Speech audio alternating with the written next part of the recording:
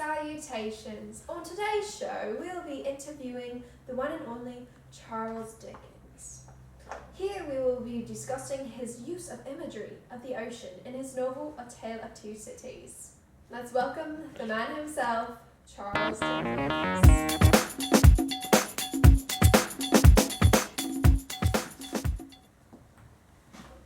Thank you. Greetings, Charles. It's a huge honour to have you here today. So, we all know how big of a role imagery plays in a novel.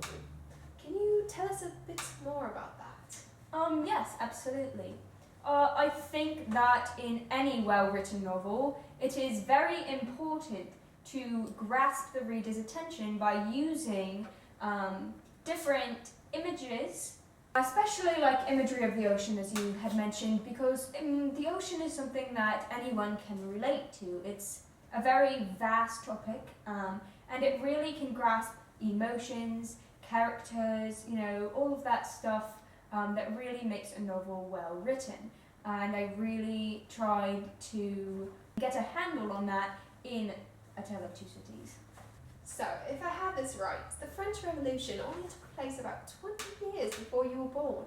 Can you explain how your life affected your writing and helped with the imagery in this novel? Well, you see, at only 12 years old, my father was arrested for lack of paying debt to home, but it hit my family very hard, with the kids and my mother.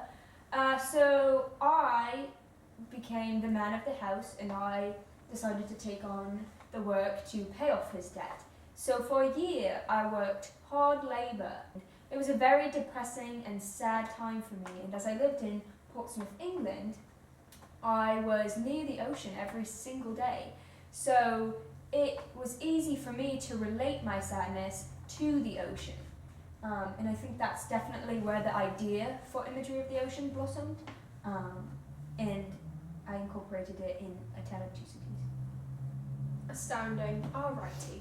So, the first time you use imagery of the ocean in this novel, it is to describe the town of Dover. Does this relate at all to your own hometown? It does in every single way.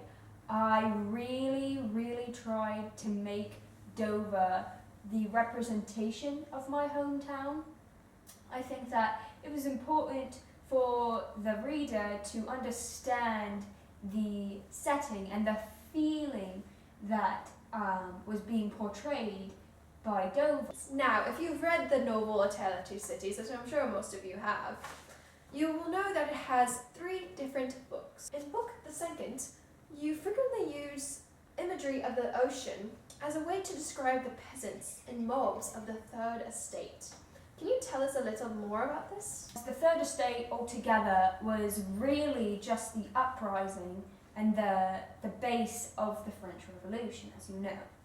And so at the beginning, the dreadful sea rises, as I called it in the novel, it was basically the first time the mobs really stood out and really had an impact on the French Revolution. I used the ocean to kind of let the readers know that the mob rose in the same way that the ocean rose. They didn't stop for anyone, they didn't halt, they were not afraid, they fought hard and they did not give up, and that is what I really wanted to enclose in by talking about the peasants and the mobs and relating them to imagery of the ocean. So, Charles, we sadly only have one more question for you today. In the chapter, The Sea Still Rises, can you explain your use of imagery of the ocean?